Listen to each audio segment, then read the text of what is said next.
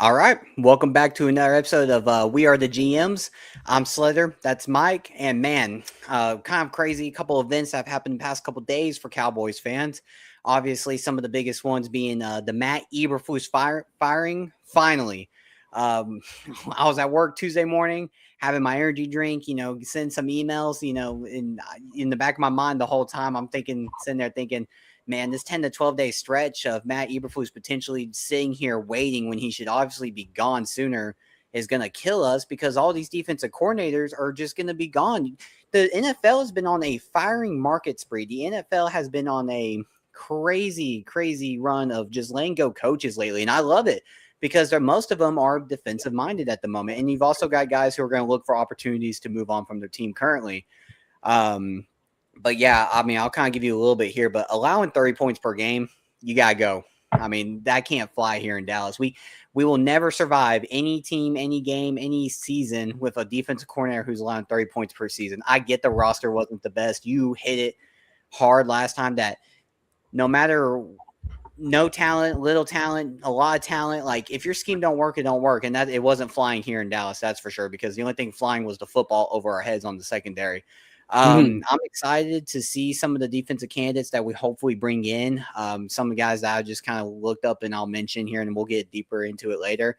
Jonathan Gannon, Raheem Morris, Jim Schwartz, and then there's some former Cowboys out there. You know that Seahawks defensive coordinator who used to be our former defensive line coach, Aiden Dur. What's his last name? I can't pronounce it. But I know it's Aiden. Yeah. And then I'm not sure how it's pronounced, but it's either Dirt or Dirty. I'm not sure which one it is. Yeah, and then you even got guys like Al Harris who can all take a step on this defense and elevate to another level. But kind of give you the floor here, man. Walk me through your Matt Eberflus firing, some of the emotions you felt during that moment. I mean, what got you here? Well, I'm just glad that it happened. 10 to 12 days takes, it kind of takes a little bit away from it because you're like, oh, this really needs to happen a lot sooner than 10 to 12 days. And I'm not sure that was actually a timeline for Matt Eberflus specifically. Moreover, just that's what they're going to be doing over the next 10 to 12 days was evaluating staff and then evaluating players and doing exit interviews. So obviously it was a high priority. It was a decision that was already made. For it to happen on day two just tells you that they already knew. And if we look at it from hindsight, the moment they put Eberflus in the booth, I think that was the end of the road for him, and I think that's for the best. I'm not sure who's going to get credit for that one, whether it's the Joneses or it's Shoddy himself for that hire, but there's no way to come back from it. No. When you have a defense that is that bad historically and in the record books, there is nothing that you can do to overcome that. That stink is always going to be on you. Even if they went and got a bunch of great players, you're always going to have that doubt on you, because you fell in Chicago and then you come to Dallas and it's an utter and complete failure here.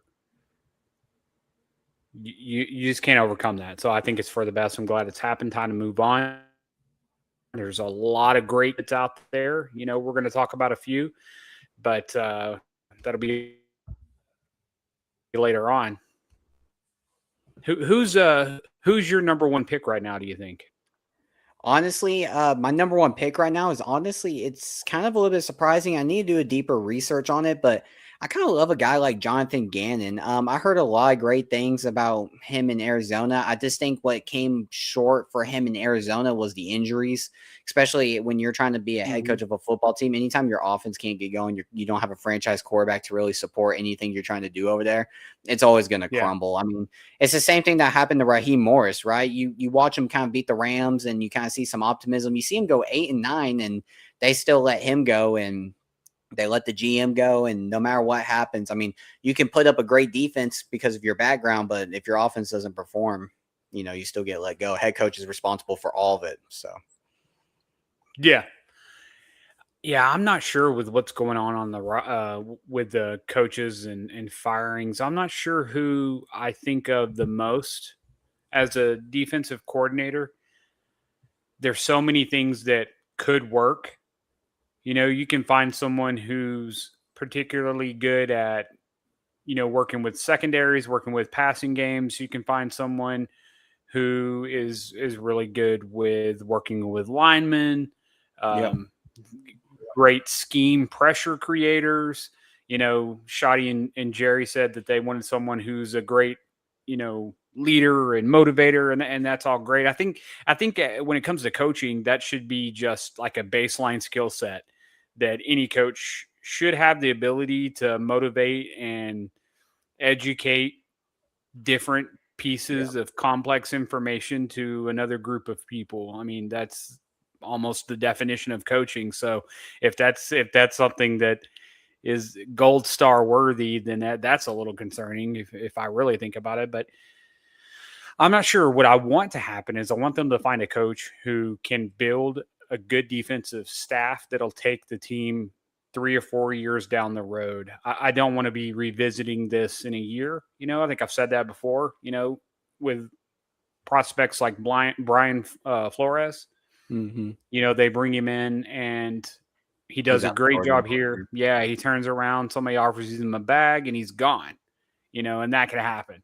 And that's cool, but just make sure that whoever he's got on his staff knows how he does things, understands his scheme, and can replicate it and build off of that for the future. But that's gonna come down to how well you interview and if they get into the room with the guys that are going to be working under him and make sure that those guys are going to be good candidates in the future as well. But the name that sticks out to me the most right now is Jim Schwartz, I would say. Yeah. As far as known quantity. Yeah. Well, he's definitely going to be a hot candidate. I mean, Cleveland hasn't announced of letting him go yet, or if he's going to move on and walk away from that situation. But it's definitely going to be one of those things that hopefully he can come in and have a good run. Well, let me put it this way: my biggest thing for Dallas is they need to just interview people. And, start interviewing them as soon as they can. You've already got guys who are interviewing right now for head coaching jobs. Vance Joseph, I saw today, interviewed for the Ravens, over Zoom and all that. Start bringing guys in. Start having those virtual meetings, however it needs to be. But if I see 5 or 10 guys come in or meet with the Joneses and Shoddy and start interviewing these guys for defense coordinators, I feel positive. What's happened in years past, though, is that we wait a week or two just because we fired him doesn't mean we've actually made progress on getting the defense coordinator. Yes, we have solved the first victory. Yes, we had a very funny press conference yesterday from Jones and all of them. And now it's, it's him, and I'm kind of merging our topics here, but he says he wants to be the owner of the most Super Bowls when he retires. Well, you better find you a defense coordinator who's going to be around for 4 more years to hopefully win 3 or 4 more in a row, because that's what's going to need to happen for you to get over the top when you retire there. But yeah, he's 83 years old, man. His time's running out. yeah, so one of the biggest things is they need to start this interview process. It feels like anytime we try to go get a coach or anything like that, we're waiting 2 or 3 weeks, and then all of a sudden it's like, oh man, everyone's gone. And it's like, bummer, and it's like, come on, guys, get on top of it. They made the first right step. I will say that they actually got rid of him sooner than I thought they would, and what they claimed out there to be. So just need to start working. Yeah. But let's talk about a little bit of the end of season press conference with Jerry Jones, Stephen Jones, and Shoddy here. Just I'm gonna throw a couple quotes at you. Sure. Maybe you've got a couple quotes you remember, and just tell me how you feel about it. Okay. So talking about, the next DC hire, since we're kind of on that topic, one of the quotes that was out there says, we'll make it the same way we've made all calls around here on staff. I wouldn't make it the call if Steven didn't agree with that call. I wouldn't do it. And he goes later to say, we'll do the same as we hired Flus. We'll do it together and come up with as good as we can. Do you believe that maybe Shy is going to be a part of this hire? Do you believe that, Jerry maybe just talking out his butt a little bit here, saying that he gets the final say no matter what happens? Or do you really believe that all 3 of them make a decision on, whether it's a season basis, weekly basis, daily basis? I believe that all 3 of them will have an opinion and Jerry will make a decision, which is, how it runs. All jokes aside, that's how it works. Jerry, from my gathering and experience and just observations, Jerry does listen to people. He will take in what he hears and hear what your opinions, and sometimes he'll even revert to the last and loudest person in the room, Yeah. So I do anticipate that Shoddy will have his say. He may even be the one who pushes for particular interviews of candidates. But at the end of the day, I think it'll be Jerry Jones who makes the decision on the coaching. But we will never know what goes on behind closed doors and how much influence Steven or Brian Schottenheimer would have in that. But yeah, for sure. It's going to be Jerry's decision based on the intel that he gets back from the people he trusts. Yeah, at the end of the day, whether it works out or not, Jerry's gonna, take credit for what happened, what didn't happen, what could have been better, what could have not been better. Jerry is probably going at the end of the day make this decision. Whoever he hires has to be able to work with Jerry. Hence, the head coaching hires we've had over the past decade. Mm-hmm. They've all been guys who have gone with Jerry, not against Jerry, and that's kind of one of the biggest things if you want to be a coach in Dallas is you got to be able to work with Jerry and you understand that he's the owner, the GM, and all of that, all of the titles that come with it. Yeah. Here's another one for you. Oh, actually, you kind of already said it, but Shadi talking about we want to find someone who can be a great teacher, a great communicator, Yeah. someone who's passionate about football. And I'm like, who? Why would you hire somebody who wouldn't be that kind of guy? Yeah. Why Yeah. would you like? Why would you want to hire somebody who can't? And do you feel like that's a shot at Flus? Do you feel like that was something that maybe that over the season, Shai's kind of like Flus, you weren't somebody who wasn't a great teacher, a great communicator? Because think about it, it adds up, right? One word play calls, moving up to the booth, Mm-hmm. him, not really being able to work with his defense, communicate with the defense. You never saw that energy with him and the guys on the sideline. Do you feel like that was a shot at Flus? It was a shot. I don't know if it was directed towards Flus or not, but it was basically saying this is what we want because this is not what we got, right? Yeah. And then you see what happens on social media with the players, in the like fest that went on with, a particular statement that was made. So, yeah, I think it's pretty clear that they want to move in the opposite direction on that, and that's great. Obviously, you want a coach who loves what they do and is a great leader of men and can deliver that information in all of its complexities in a manner that is receptive. But the most important thing for me is that the new defensive coordinator has a vision for Yeah. what he can do with what we have now. Right. I know we got to do free agency and we got to draft and the defense needs help, but we cannot turn over 28 players, for a defense. So most of these guys are probably going to be here, so it's just finding the guy who has the knowledge and the ability and the vision and a direction for this team to get behind on the defense and move forward with. So Yeah. And my favorite part of Shai's quote is the second part. He said, who can take complicated information and kind of in quotations there, and have the ability to communicate it. That's the starting point for me. That part makes it feel like that it's more of a shot. Like, was Eberflus not able to communicate his scheme to the players? yeah, And I like you said, know. the biggest thing Yeah. that you're talking about is you need to work with this roster. Unfortunately, 75% of this roster is going to be here, if not more, right? Yeah. So you're not going to be able to, like you said, turn over 28 players and, be like, oh, brand new defense and all that. You're stuck with Deron Bland and Chavon Ravel. Nothing wrong with them, but you're stuck with it. You're not going to get rid of these guys. You may not get rid of Hooker. Hooker may have to stay depending on what the market looks like. Sure. And your concentration on trying to make sure that, maybe Donovan Wilson spots replaced, or maybe the linebackers are fixed, or maybe the edge rusher that everyone wants to go get in the draft is taken care of. Like, you're not getting rid of some of these guys. The only guy that, I see Dallas letting go is, like I already said, is you're going to let go of some depth, and maybe Donovan Wilson I see being the biggest loss on this depth chart. And I don't mean it as in his ability and how he plays. I mean that in like the name, right, for our defense, because there's not a lot of big names on this defense. Yeah. Quentin Williams said it the best. He was like, cover three's been cover three for 50 years. It's the guys on the field who are executing.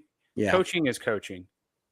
Coaching is coming up with a scheme, coming up with the rules for the defense to play by, what they want to do against a certain type of offense and the opponents that they're going to play in their matchups, right? Yep. Outside of that,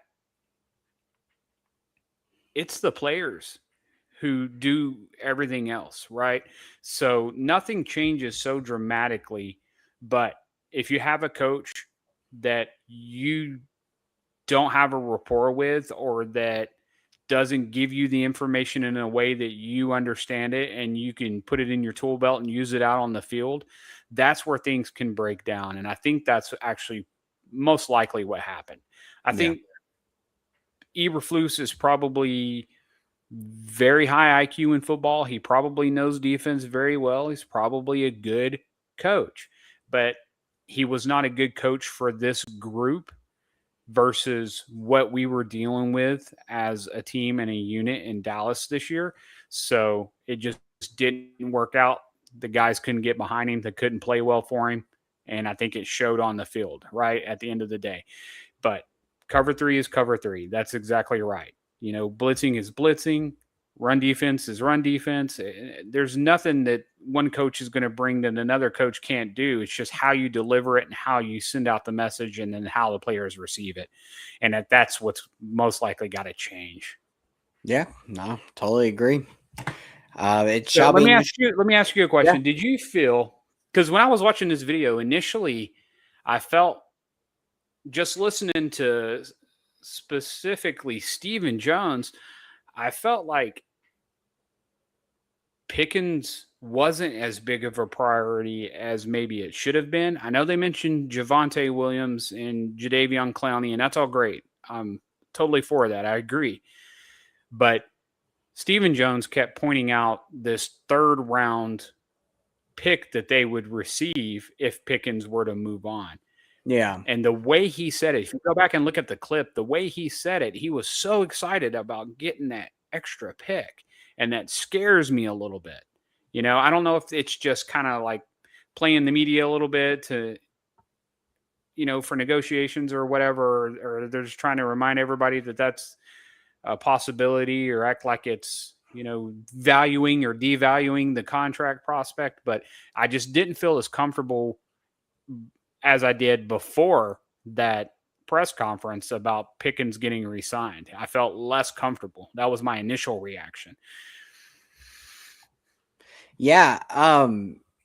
Well, him and his dad need to get on the same page, because I was literally just about to bring it up, but Jerry Jones said that if we didn't get rid of Micah Parsons, we would not financially be in a position to have a George Pickens. So, like you said, why is Steven, maybe reacting that way to it, making sure that everyone knows that we would get a third round pick for it. Right. Yeah. Like him and his dad need to be on the same page. Because I don't want a compensatory third round pick for George Pickens. I'd rather have George Pickens, So Look, it just kind of scared me a little bit spooked, and he's going to be, man, with all these coaching changes, everybody's going to want to build a banger, right? So there's going to be a lot of knocks on George Pickens' door, and our front office doesn't have the best relationship with his agent. So I'm really concerned about that. That is my number one concern outside of defensive coordinator right now as a Cowboys fan. Yeah, at the end of the day, if they don't bring back George Pickens, there's going to be a lot of backlash from the fan base, a lot of backlash from the reporters, because Jerry's been on this rant since Micah Parsons was traded, since they got Quinnen Williams, since they got Kenny Clark, was we would not be in the position to we get rid of one player and then we acquire 5 players, So it's one of those things where Jerry needs to back up his words, right? One of the biggest things that, I also notice he says, well, we're going to blow the budget, right? Like we're about to go, we're back to this 2023 after playoff game. We're all in, we're all in, right? So at this point, what do you got to lose? You might as well pay them, and then you might as well go get some more guys. You might as well go all in if you're going to do it. You might as well, bust the budget or whatever it is, George Pickens needs to come back. It's very essential. I know he's going to cost you. I know it may be $35 million. I get it, guys. But he's not better than CeeDee Lamb. Let me put it that way. He's not better than CeeDee Lamb. But having him and CeeDee Lamb and Dak Prescott, you open up the possibilities of Brian Schottenheimer's offense to another level. As we saw it this past year, we were a top 3 offense, y'all. If it wasn't for the worst defense historically of all time, we would be in a position when we were in the playoffs playing this weekend. We wouldn't be talking about offseason and end of season press conferences and Matt Eberflus getting fired. We'd actually be preparing for a playoff game. But instead, we're here because you traded one player to get 5 players, and George Pickens, Javonte Williams, 2 draft picks, and then a free agent. Okay, so these guys need to come back. We need to find a way to acquire the talent and get back out there. It's crazy. If George Pickens walks, I'm gonna lose it. Yeah, that was insane. But I definitely didn't feel as secure about George Pickens after the press conference as I did before.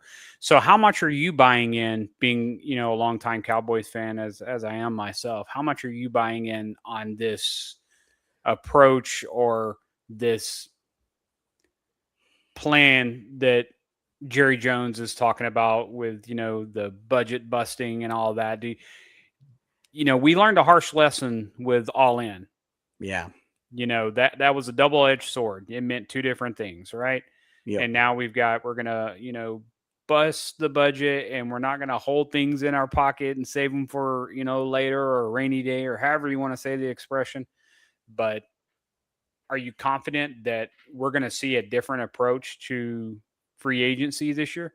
Heck no. Not until I see George Pickens re-signed before free agency. Not until I see Javonte Williams re-signed before. It's all about getting these guys re-signed before free agency. The whole point of free agency is to take the money you have left over from your re-signing of your players to go spend that capital on players that you want to acquire on top of that. It's not, Right. Hey, we're still fighting with George Pickens in July. Hey, we're still fighting with George Pickens going into August, and we franchise tagged him, and now he's upset. Now he wants to get traded. And he doesn't want to be here anymore because we just did that this past year. We did that the year before with CD and Dak. I get it. Negotiations can be tough. We're not inside those rooms. We don't know what goes on between agents and owners and players and how they want to approach everything. But there's a lot of teams who make it work. There's a lot of teams who get on top of the ball and just pay guys. And I get it. Sometimes it has backlash that comes with it. But if you're going to bust the budget, this is the easy way to do it. Just pay the man what he wants. Go get some of the free agents you want. Go draft the guys you want, and let's run it back. Because delaying it, you're going to lead it to an inevitable, like we did with Micah Parsons. And he don't want to admit it or own up to it. But obviously, we know that the Micah Parsons thing only fell apart because they got behind the 8 ball on it. Yeah, and then it got unsavory, you know. Yeah. In social media and on TV and all that, and we know the ending of that. Yeah, I agree with that for the most part. You know, I see it. I know you like to talk, Jerry, and you want to create drama, and that's all great. But signing Pickens first thing is the most effective thing to do. It would literally lift. If they signed George Pickens before March's free agency, if I'm not mistaken, if they did it in March in free agency before we even get there, and Javonte Williams is signed, the confidence level goes huge. It goes all the way up because I believe that they made the right moves before the timeline of having to make better moves. Right. I think they're on the right track right now. But again, it's like what I said about defensive coordinators. They gotta get on the ball with it. Then they that's their biggest hot topic. So they're addressing the first things first. Let's get the DC. Yeah. Got to have a coaching staff. Got to have a direction for both sides of the ball. Totally get it. On board for it. I will be curious to see if we move on to special teams after we hire a new DC, or if that's how that's going to work out. But you're 100% correct. They need to get George Pickens' deal done before we start doing free agency. Because in order to do that, they're going to have to move some contracts around. You know, we're going to end up with, I want to say it's somewhere around 105, 110 million in cap if they were to do some extensions and move some money out of some contracts that are currently on the roster.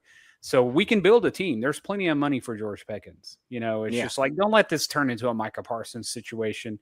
You know, if he's relying on his agent, man, use the agent and get it done. Get it done right. Get it done early. And let's go grab a few guys that we need to make this defense run right. That's all we needed to do is just run right. It doesn't have to be a top 5 defense. We need a top 15 defense. Yep. We got that much production out of the first year with our offense as it sits right now. you give that whole group an off season to grow and strengthen and to come up with new concepts and new ideas and new scenarios to practice, they're going to be even more lethal next year, you know? Yeah. So it's all about the defense right now, but definitely got to have George Pickens. Yeah, I agree. I think if you don't do it, Cowboys fans just kind of be ready for another rocky season. We may squeak in the wild card, but I want to dominate. I really do. I'm tired of not being always having one side better than the other, or Yeah, and vice versa. But sure. I think the special teams thing was interesting too, because I'm pretty sure, if I'm not mistaken, Jerry Jones and them talked about Yeah. that starting field position. They mentioned something about having to It was fix that horrible starting all field year. position for the offense. It was horrible this year. Yeah, that was as big of a component to some of our losses as the defense was. There were a couple games where if we would have just gotten better field position, we might have generated, because that's all we could do was score. We might Yeah. have gotten a few more points that would have helped us win the game because our defense couldn't stop a water faucet. So it's like it's insanity. But Yeah. yeah, that's definitely got to change. We left a lot of points on the field through special teams. I'm not sure what happened there at the end with Aubrey. He had You kind a of like high a miss percentage. like a Yeah, it was a rocky weird little downhill. thing. It helps us for contracts, I can tell you that much. But 'cause you're only as good as what you last did. That's So. true. But But yeah, it's gonna be interesting. I'm excited about the DC search. We'll do a video on that, and we can both grab a couple guys that we would like to see get interviewed and break them down and talk about them. So, did you see anything else in the press conference that caught your attention? Any concerns or thoughts? no, it's all fun and games until the work's got to be done, and if the work's not done, then we're back to clowning and jokes again. So. Right. Yeah. But all right, Huh? well, let's get back to what we're here for today. Let's figure out who our defensive coordinator is going to be getting on his squad. Let's figure out, how these guys should be ready, broken down. Let's kind of give some grades on our next guys here.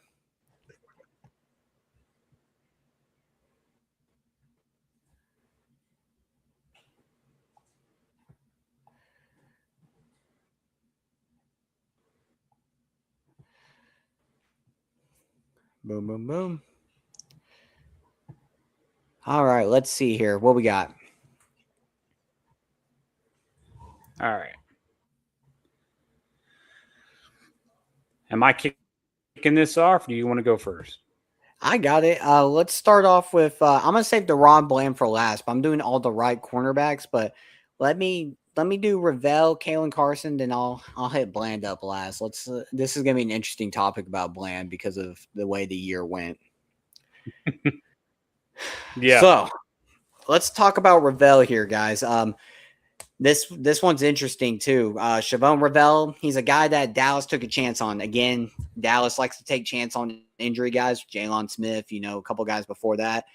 He tore his ACL when he was in college, so Dallas was able to kind of honestly steal him in the draft when they did. Ravel is definitely a great project and has a great chance to be great in this league with his height at 6'2" and him being a 194-pound cornerback. He came back against the Raiders after the bye and played every game except the season finale. For the season, he recorded 35 total tackles, 3 pass deflections.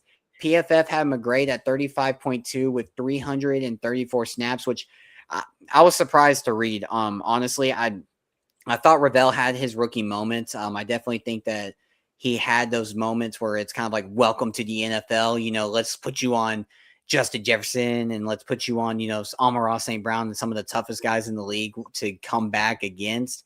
But obviously, like, he showed potential. He showed his ability to be able to learn from those moments and grow in that skill as we get into the offseason. But like I said, it not only did they ask you to step up after the ACL injury when you came back and be our number 2 corner, but they were asking him to cover guys like AJ Brown when I was looking at the film in your second game back.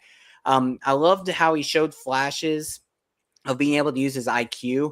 You could see his ability to understand where the guy is in coverage, understand where the guy is, if he's on man or zone, his ability to understand where he's at, but where it got him this year is like in the Lions game. Here's a great example.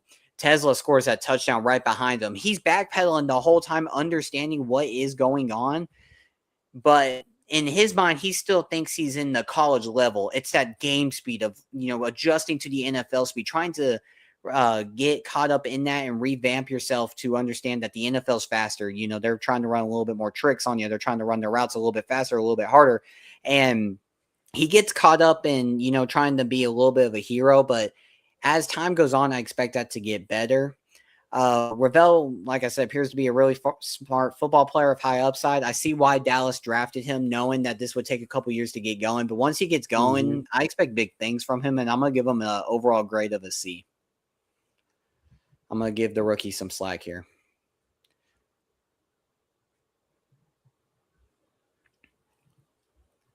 But, yeah, man, talking about Ravel as you're putting the grade up there, is there anything that maybe you noticed from Ravel? I mean, do you feel that maybe his IQ is there and maybe it's just adjusting to NFL game speed? Is it all about, just getting more reps and stuff and getting that knee brace off of him, getting comfortable with his knee again and gaining that confidence? Yeah, I think it's all those things combined. He's very talented. He's going to be fine. It's just going to take time. I think that knee brace does hinder him a lot. I think it bothers him. And when you're a player at that level with that skill and size, that knee brace psychologically can do a lot to you and do a lot to your game, right? Yeah. And like you said, being thrown in when he was thrown in versus the kind of caliber of receivers he was facing, that's just something he's got to get used to. It's going to take time. He'll develop. He'll be fine. I agree with the grade that you gave him. I don't look at him as a player that needs to be looked at twice, so to speak. Yeah. I definitely think he's a solid member of the team. He'll be a staple moving forward. He's definitely a growth and development guy, but I think he's going to reach the caliber of player that he's supposed to. His ceiling's very high. I know it was at Carolina. So it's just going to take some time to get back there, being a rookie and on top of it, coming off of an injury, that's a lot to overcome. And I think he played very well considering those two things were against him. We had a tough schedule, especially where he came into the season at. The defense was kind of already off the rails. The attitude of the locker room on the defensive side probably had an impact on it too. I definitely think. Anyway, yeah, we'll get into that on a different day. But yeah, I think that's the things that stood out on the film was his IQ's there, his ability to realize what's going on, the coverages that he's in, the guys who are around him, wide receiver wise. The biggest thing is it just sucked when he came back because he's playing against guys like A.J. Brown, Rashee Rice, and then you had Justin Jefferson, and you had Amon-Ra St. Brown and the Lions guys, and Jameson Williams. And it wasn't an easy ask at the cornerback 2 position, especially when we were already injury depleted. Your safeties don't help you out. Your pass rush isn't getting home, and you're just being asked to cover a guy for a lot longer than you should be. So, yeah, that's why I gave him the C. But, all right. Kalen Carson, here we go. In his second year with the Dallas Cowboys, after being drafted 5th round at pick 174 in 2024, at the age of 23, he had a great start to his 2024 campaign, being shut down due to an injury after week 13. Kalen Carson resumed being on injury in 2025, being out to start the season until week 6 when he came back for 9 games here. So Kalen Carson really hasn't played a full season, hasn't finished the season or anything like that. Kalen Carson had a total of 17 tackles this year with 2 pass deflections and 211 snaps for 2025. PFF grades Kalen Carson here at 54.8 and allowed a passer rating of 101.3 with 18.1 receptions or yards per reception allowed. Some of the things that jumped out me in the film is his ability. He was really slow at breaking towards the defenders once they caught the ball. I'm not sure if this is more of like an injury thing or, trying to get back to kind of what we talked about Ravel here and his confidence getting back to game speed.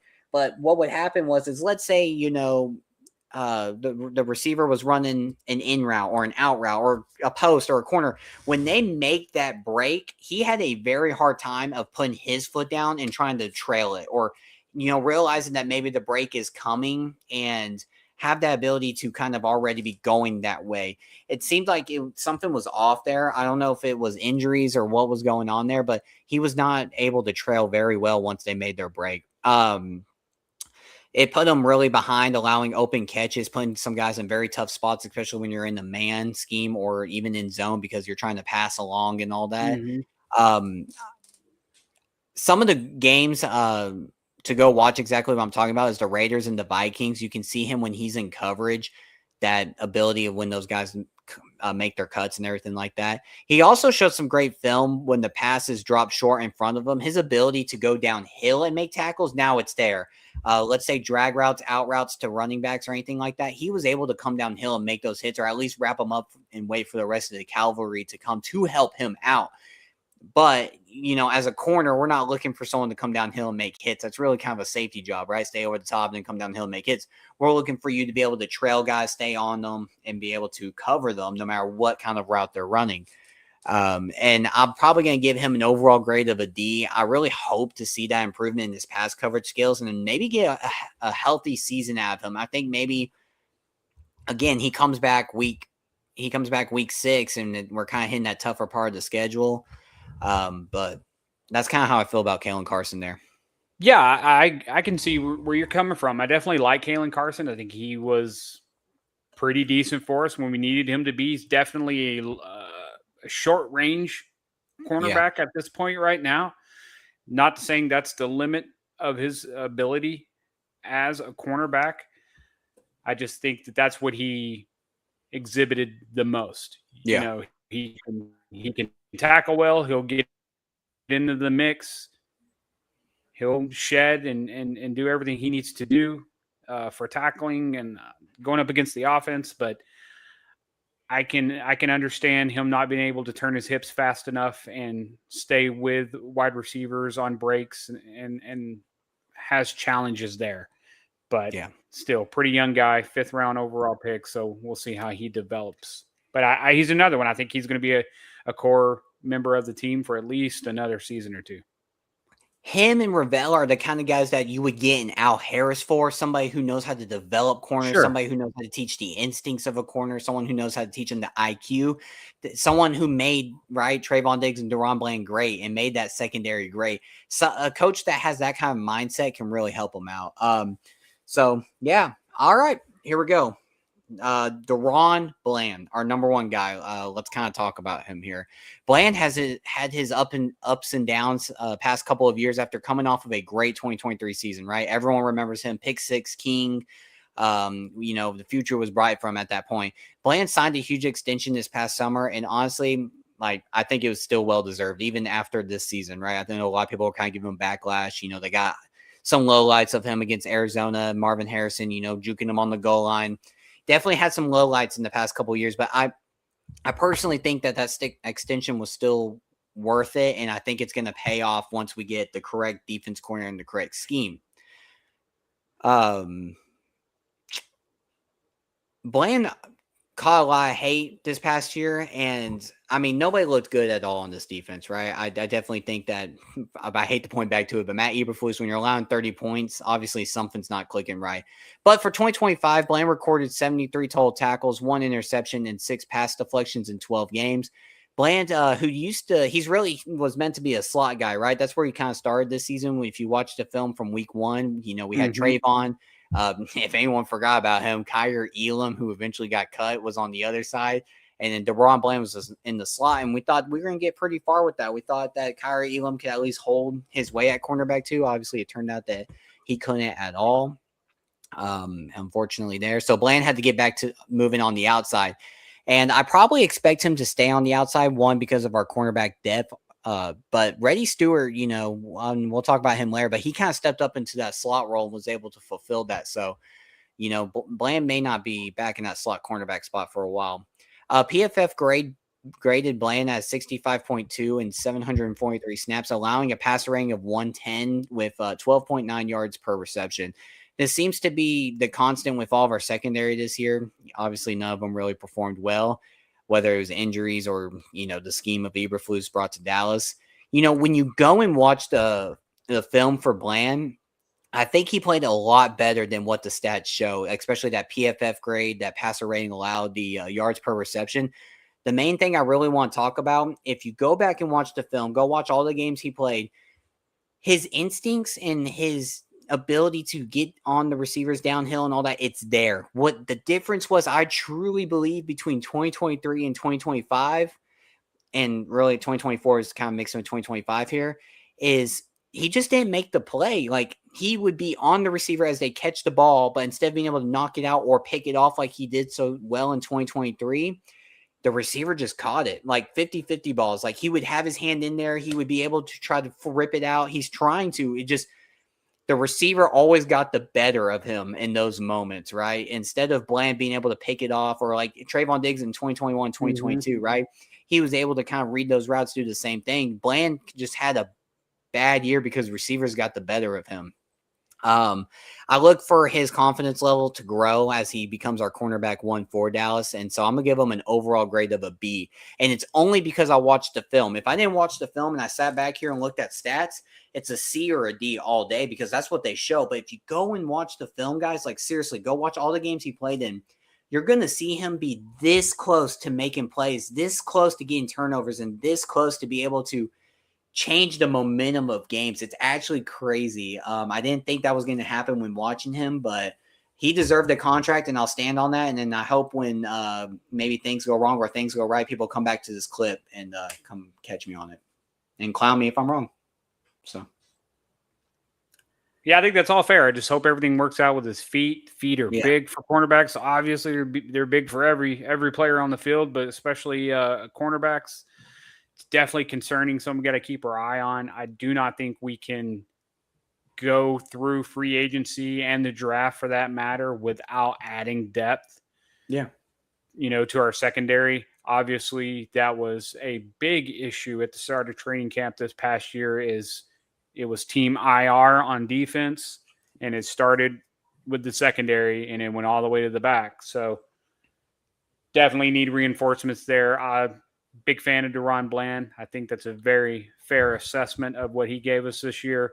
I look forward to more good seasons from him, but hopefully he will have good help on the outside so he can play in the slot. Yep. That's the goal, is to let players play where they are meant to play. Yeah. But yeah, overall, I haven't done nickel cornerbacks yet, but when it comes to outside corner, like you said, we really need to come up with the ability to find a way to get the right guys in the room, get the right coach in the room with them. So 100%. All right, man. All yours. All righty. Awesome. All right. So we are going to start with our defense.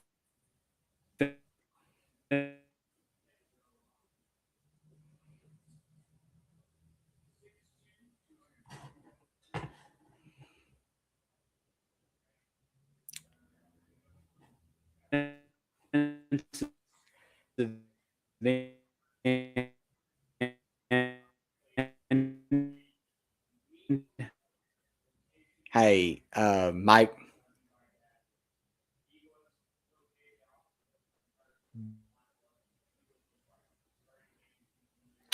I think we're having some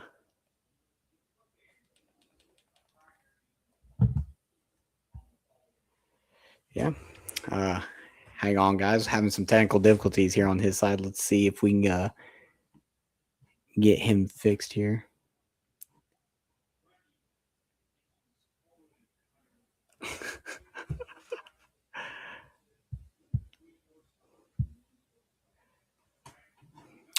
Oh, do. All right, give me one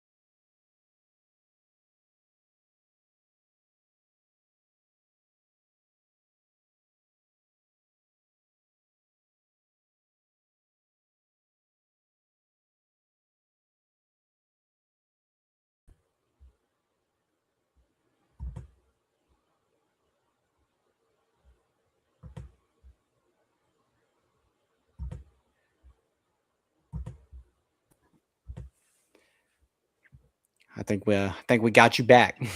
All right. Where'd you lose me at on that one? Very beginning. Let's. I think you were talking about Ezraku. That's the first thing we heard was Donovan Ezraku, and then it cut off. All right. That's all right. We can start right over. Nah, we're All right. good. So we got Donovan Ezraku. Our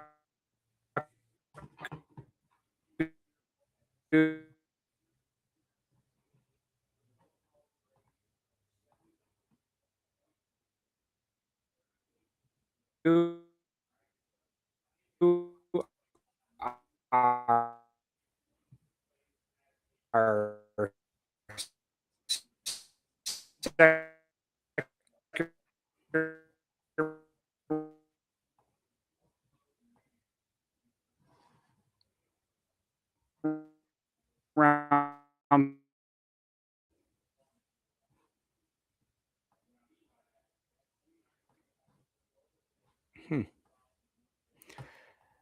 All right. Give us just 1 second, guys. We'll be right back one more time.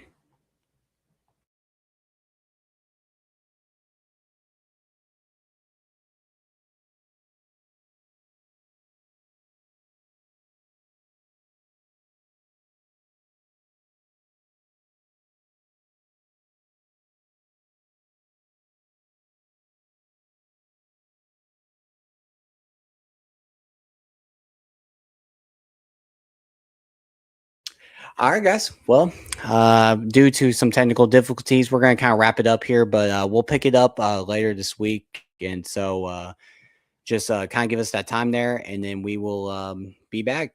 Cowboys game plan. Like, comment, subscribe if you enjoyed, and we'll finish those defensive ends next time.